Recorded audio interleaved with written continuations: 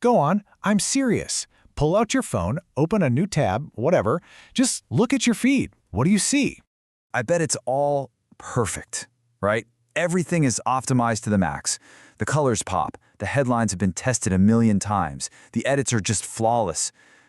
And it's also completely, totally empty, isn't it? Kind of soulless. Well, there's a reason for that. We have officially hit the saturation point. This is that moment where AI-generated stuff has gotten so cheap, so easy to make, and so frictionlessly good that it's basically just become digital noise. It's the new background radiation of the internet. And realizing that, well, it changes everything.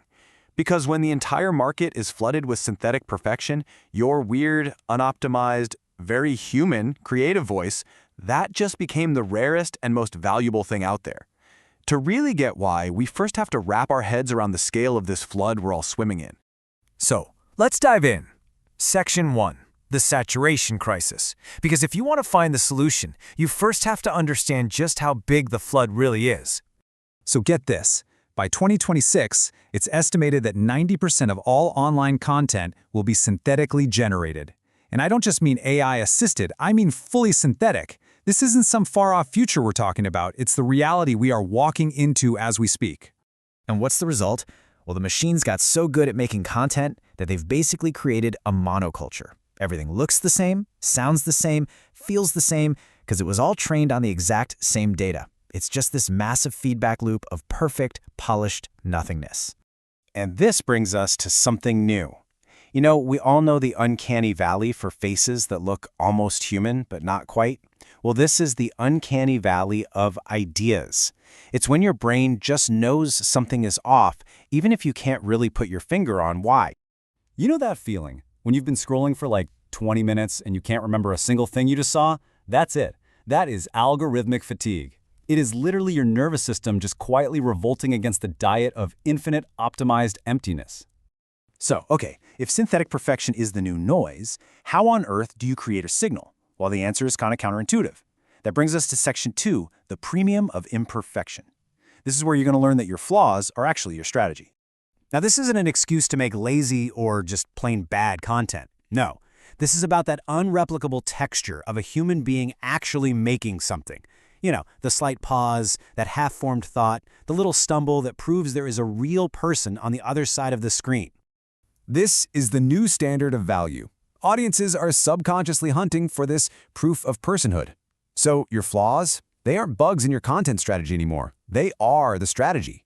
They're the watermark that says a human was here. I mean, look at the difference. Machine content, it's scalable, it's flawless, and you know what? It generates super low trust. Human content is the exact opposite. It's unscalable, it's inherently flawed, and because of that, it builds high trust. One's a commodity, the other is a genuine connection. And this isn't just some abstract idea.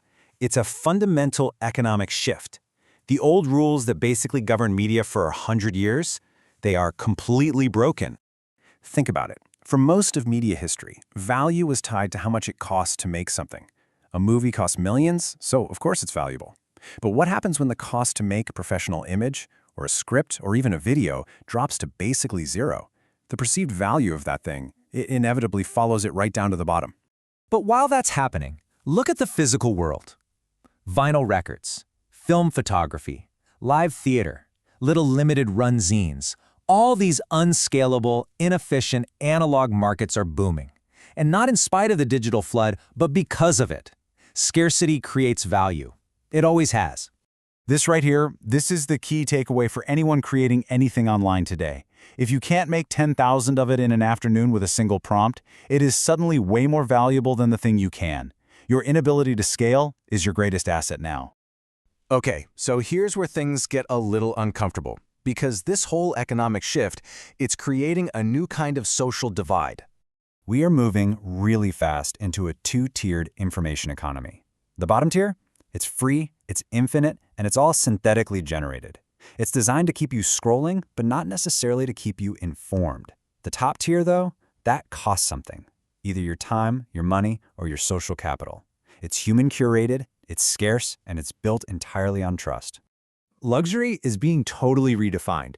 It's not about a designer handbag or a fancy watch anymore. The ultimate status symbol in this new economy is knowing that a real person with a real, messy, interesting point of view is on the other end of the content you're consuming. All right, so if human-made is the new luxury good, how do you actually become one? Well, I think it boils down to 3 core actions. First, you gotta go hyper-personal. Talk about the stuff AI can't possibly know, your neighborhood, a specific failure from your past, a weird niche obsession you have. Second, document your process, not just the shiny final product. And third, and this is the big one, you have to refuse to fully automate your relationships. And that second point is so critical. In a world of infinite final products, the process is the proof. Show the messy drafts, show the dead ends, show the thinking behind the work. This is what builds real trust. It proves a person with a pulse actually did the work. And ultimately, it all just comes down to this. The future isn't some battle between humans and machines.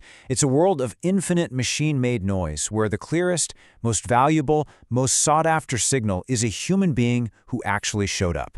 Unoptimized, unscaled, and undeniably real. It's wild, isn't it? Showing up as a real person used to be the bare minimum. That was the default. Now, it's the entire game. It's the only competitive advantage that really matters anymore. So the only question left for all of us, as creators, as consumers, is whether we're going to start acting like it.